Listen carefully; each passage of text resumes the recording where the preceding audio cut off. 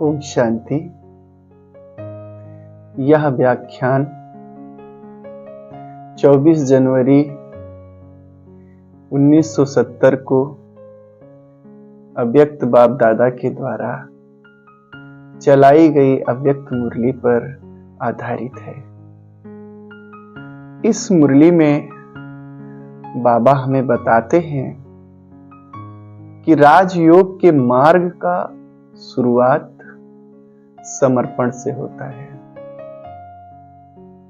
शुरुआत कहां से होता है? समर्पण से होता है और अंत निश्चय और स्मृति से होता है।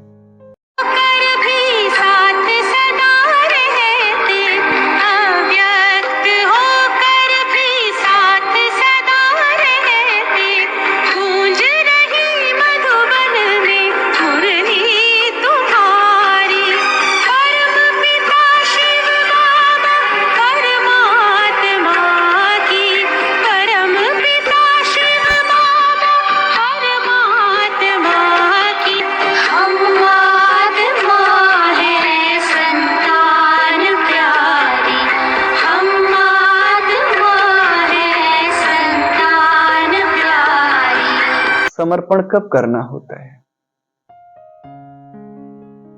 जब आपको निश्चय नहीं है, स्मरण भी नहीं है कि ये हमारे हितैषी हैं या नहीं। बौद्धिक रूप से कोई निश्चय भी नहीं है, लेकिन आपको कहीं न कहीं से वाइब्रेशंस आ रहे हैं, सकारात्मकता के, पवित्रता के, सुरक्षा के, और आपको लगता है कि चलो जो भी होंगे अभी ठीक ही लग रहा है और अब ये जो कहते हैं इसके अनुसार हम चलेंगे। तो इसको कहते हैं समर्पण। अभी आपको निश्चय नहीं हुआ है,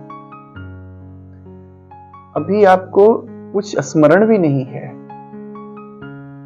लेकिन जो वर्तमान को आप देख रहे हो उसमें सकारात्मकता, सुरक्षा, कल्याण दिख रहा है और आप आंख मूंद के उस व्यक्ति के द्वारा बताए हुए रास्ते पर चल रहे हैं, चलना शुरू कर देते हैं। तो इसको कहते हैं समर्पण। अध्यात्म मार्ग में समर्पण प्रथम शर्त है आगे बढ़ने की।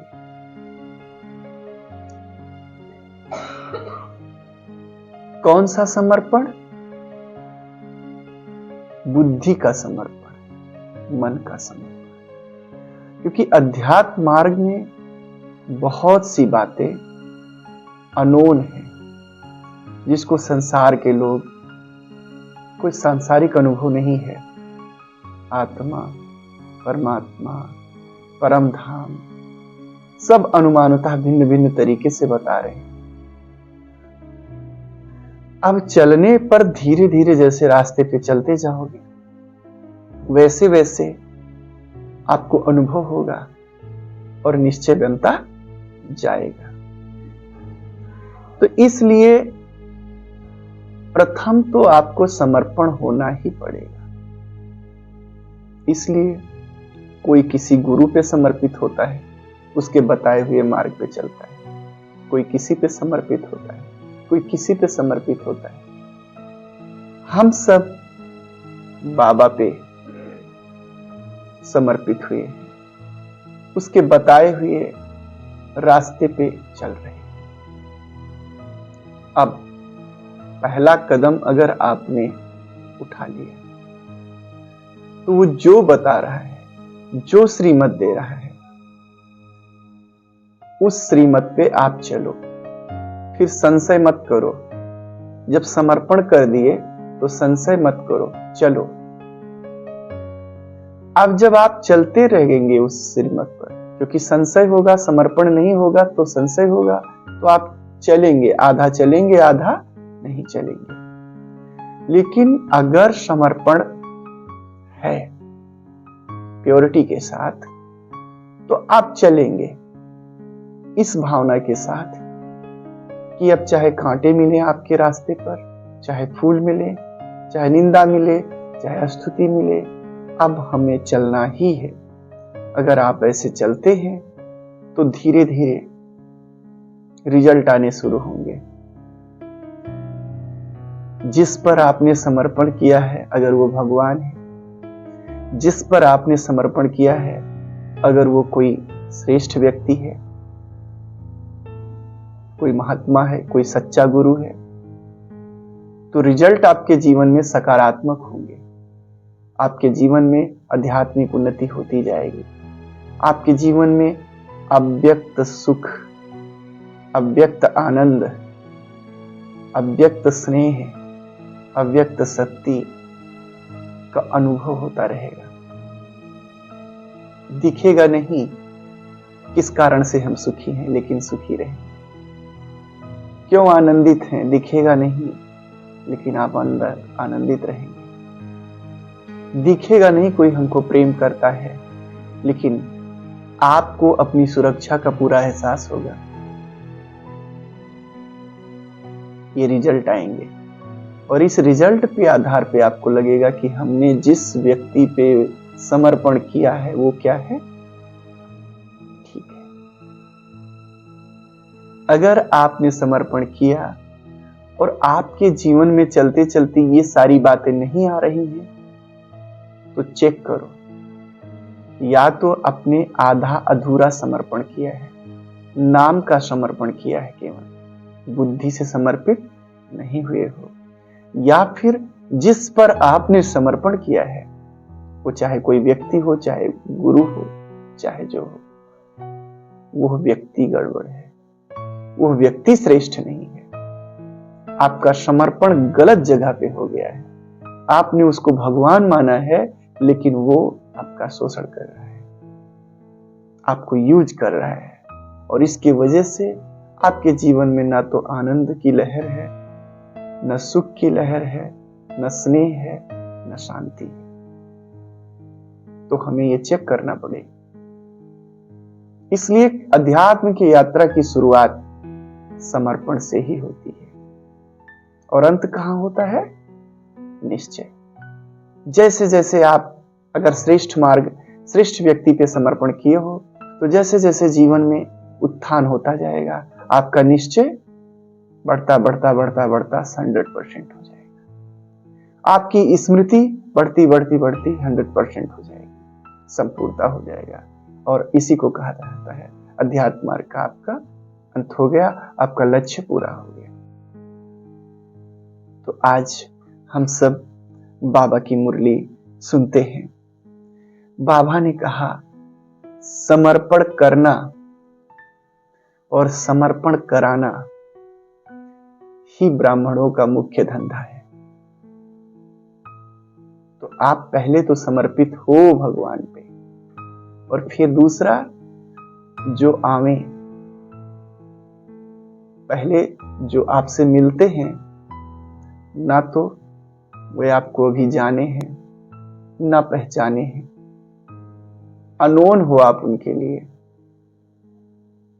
लेकिन अगर वर्तमान में उनको खुशी के वाइब्रेशंस मिलते हैं, सुरक्षा शांति के वाइब्रेशंस मिलते हैं, तो वो अंदर यही विचार करेंगे कि अब चाहे सही हो या गलत, अभी तो हम इनके बताए हुए रास्ते पर चलेंगे। और जब वो चलने लगेंगे एक कदम दो कदम, फिर उनके जीवन में अव्यक्त स्थिति सुख शांति की लहर आएगी और उनका निश्चय बढ़ता चला जाएगा। तो जैसे हम सब बाप पे समर्पित हुए, ऐसे दुनिया के लोगों को पहले किस पे समर्पित होते हैं? वे बाप पे, पहले वे आप पे समर्पित होते हैं, और उसके बाद धीरे धीरे उनको बाप की पहचान होती है, फिर उन पे समर्पित होते हैं। तो ऐसे हमें करना है, हमारा ये धंधा ही है। तो बाबा कहते हैं, मुरली की शुरुआत ही प्रश्न से है कि जीवन की नैया किसके हवाले की है?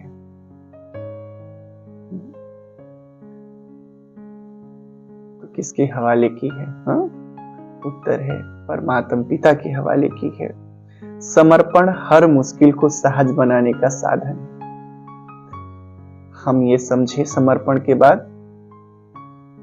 हम निमित्त हैं, चलाने वाला जैसे भी चलाए, हमें चलना ही है। राह पर कुछ भी मिले, निंदा स्तुति, हमें चलना ही है। समर्पण जो हो जाता है उसकी एक बड़ी निशानी हो जाती है। जो समर्पित हुआ व्यक्ति होता है वो किसी के अधीन नहीं रहता। समर्पण का मतलब लोग क्या समझते हैं? आप हम पे समर्पित हो गए हो तो अब तो हमारे अधीन हो, हम जो कहें वो करो। ऐसा नहीं। समर्पित व्यक्ति राजा हो जाता है, अधिकारी हो जाता है। वो तो ना देह देह के संबंधियों के अधीन होता है, न परिस्थितियों के अधीन होता है, और ना ही माया के अधीन होता है।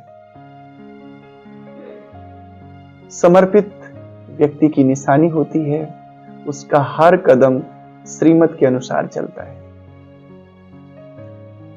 वह सदैव श्रेष्ठ कर्म ही करता है। श्रीमत पर चलने का मतलब क्या है बाबा इसमें बता रहे हैं कि श्रीमत पर चलना अर्थात हर कर्म में अलौकिकता लाना। आपका हर कर्म दिव्य बने, दिव्य दिखे। अगर ऐसा है तो समझो आप श्रीमत पे चल रहे हो। श्रेष्ठ जीवन श्रेष्ठ कर्मों से बनता है। और बाबा कहते हैं कर्मों से पहले चेकिंग करना जरूरी है। कर्म करने के बाद आपने विकर्म कर दिया, विकर्म बना लिया, उसके बाद चेक करते हो तो क्या फायदा हुआ? गलती तो हो गई ना। इसलिए बाबा इसमें कहते हैं कि कर्मों से पहले चेकिंग जरूरी है। पहले चेकिंग करो, आदि मध्य अंत को सोचो और फिर क्या करो? कर्म करो, तो अलौकिकता आ जाएगी। बाबा कहते हैं कि श्रीमत पर न चलने पर आत्मा कमजोर हो जाती है। कमजोरी के कारण परमात्मा का विस्मरण हो जाता है। शिव बाबा याद नहीं रहता। कोई याद दिलावे तो भी याद नहीं रहता। संसार में व्यक्ति भटकने लगता है, और जब विस्मृति हो गई, संसार में भटकने लगे, तो फिर क्या होगा?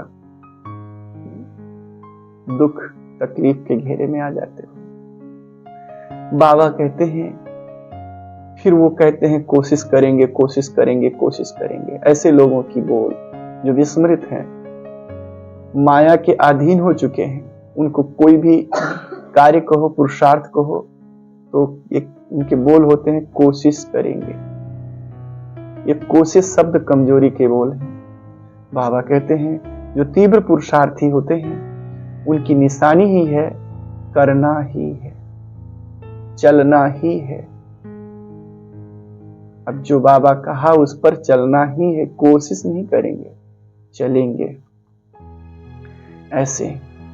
फिर बाबा कहते हैं निश्चय बुद्धि जितना जितना बनते जाएंगे उतना उतना विजयी बनते जाएंगे। हर परिस्थितियों पर आपकी विजय होगी, हर बात में आपकी विजय होगी, हर कार्य में आपकी सफलता मिलेगी। अगर सफलता नहीं मिलती, विजय नहीं मिलता, तो इसका मतलब अभी अनुभव के आधार पर आपको निश्चय नहीं हुआ है। बाबा कहते हैं जीवन में जो भी विघ्न आते हैं उनको पेपर समझना है। जैसे कोई व्यक्ति इम्तिहान के पेपर आता है तो वो चिल्लाता नहीं है ये क्यों आ गया वो क्यों आ गया, पेपर है, उसको आपको सॉल्व करना है। ऐसे हम ब्राह्मण बच्चों का जीवन ही इम्तिहान है। जीवन में जो भी आए, चाहे मोह ममता का पेपर आए, चाहे लोक लाज का पेपर आए, चाहे संबंधों का पेपर आए, चाहे कोई व्यक्ति क्वेश्चंस का पेपर आए, हमसे क्वेश्चन करे, इन सब चीजों को हमें पेपर समझकर सॉल्व करना है। बाबा कहते हैं अपने आप को शिव शक्ति समझो। आप शिव की शक्तियां हो, आप कभी हार नहीं खा सकती। माया शेर से कभी डरना नहीं है, क्योंकि शेर पर शक्तियों की सवारी दिखाई गई है। बाप को सदा याद रखने से माया डरकर भाग जाएगी। माया से आप तभी डरते हो या माया आप पर तभी हावी हो पाती है जब बाप नहीं रहता। उदाहरण के लिए बाबा कहते हैं कि जैसे कोई जंगल में शिकार करने जाता है तो शिकारी अपने साथ क्या रखते हैं? आग लेकर रखते हैं, क्योंकि जो जंगली जानवर होते हैं वह आग से बहुत डरते हैं। तो जब तक हाथ में आग है, जब तक साथ में आग है, तब तक कोई भी जानवर उस व्यक्ति पे हावी नहीं हो सकता। ठीक इसी प्रकार से जब तक शिव बाबा की याद है, वो हमारे साथ है, तब तक कोई भी माया हम पर वार नहीं कर सकती। बाबा कहते हैं हमें ऐसी शक्ति रखनी है कि वातावरण को हम बनाएं, हम वातावरण के प्रभाव में ना आए। कितना भी वायुमंडल तमो प्रधान हो, लेकिन हम उसमें प्रभावित ना हो। फिर बाबा कहते हैं 4 सब्जेक्ट रखे गए हैं, ज्ञान, योग, धारणा और सेवा। बाबा कहते हैं सेवा भी बहुत मीठा बंधन है। बंधन तो है सेवा, आपको बार बार व्यक्त में लाती है सेवा, लेकिन सेवा को क्या समझो? मीठा बंधन समझो। क्योंकि जब आप सेवा में बिजी रहेंगे तो आपको व्यर्थ के लिए समय ही नहीं रहेगा। सेवा करने में, सेवा करना अपने आप में संपूर्ण बनने का एक मीठा बंधन है। इस बंधन में अपने आप को जितना बांध लेंगे उतना सर्व संबंधों से मुक्त होते जाएंगे। दुनियादारी के संबंधों से बात करने को आपको टाइम ही नहीं मिलेगा। इसलिए सेवा के बंधन में स्वयं को बांधो। बाबा कहते हैं सर्व बंधनों से मुक्त होने का एकमात्र साधन है ईश्वरीय बंधनों में बंधना। जो बाबा ने श्रीमत के बंधन दिए हैं, ईश्वरीय नियम मर्यादाएं दिए हैं, सेवा का बंधन दिया है, इन मीठे मीठे बंधनों में बंधेंगे तो संसार के जो तमो प्रधान बंधन है, रूढ़ियों के बंधन है, उनसे हम छूट जाएंगे। बाबा कहते हैं जो तीव्र पुरुषार्थी बच्चे होते हैं उनके मन, वचन और कर्म सब एक समान होते हैं। जैसे संकल्प होंगे, जितने श्रेष्ठ संकल्प होंगे उतने श्रेष्ठ उनके कर्म भी होंगे। बाबा कहते हैं यदि संकल्प श्रेष्ठ हो किंतु कर्म श्रेष्ठ ना हो, कर्म कमजोर हो, तो उन्हें तीव्र पुरुषार्थी नहीं कहा जाएगा। बाबा कहते हैं तीव्र पुरुषार्थी की प्रति क्षण नई स्थिति होगी, नवीनता का अनुभव होगा उसके पुरुषार्थ में, कदम कदम वो आगे बढ़ते जाएंगे।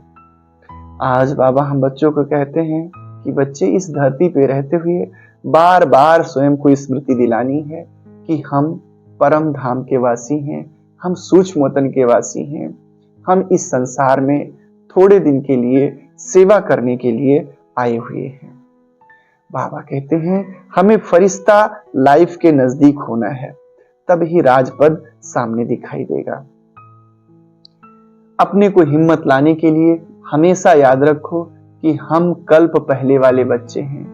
कल्प पहले भी हमने शिव बाबा से संपूर्ण वर्षा लिया था और इस बार भी हम उससे संपूर्ण वर्षा लेकर ही छोड़ेंगे, चाहे जितने विघ्न आ जाएं, चाहे जितनी परिस्थितियां आ जाएं, लेकिन हमें संपूर्ण प्रॉपर्टी उससे लेना ही है। ऐसे बाबा कहते हैं। बाबा कहते हैं मन, वाणी और कर्म में जिनके समानता होती है, जैसे संकल्प वैसे ही बोल और वैसे ही कर्म ऐसा जिनके होता है, वे समझो एक तीर से 2 निशाना लगा रहे होते हैं। कैसे? जिनके मन, वचन, कर्म समान होते हैं उनका वर्तमान तो श्रेष्ठ हो ही जाता है और वर्तमान के साथ साथ भविष्य भी श्रेष्ठ हो जाता है। मन वचन कर्म को श्रेष्ठ क्यों रखें? ताकि भविष्य में श्रेष्ठ पद पाए। तो बाबा कहते हैं वो तो एक प्रारब्ध हुआ, लेकिन साथ साथ आपका वर्तमान भी क्या हो जाता है? श्रेष्ठ हो जाता है। अच्छा, ओम शांति।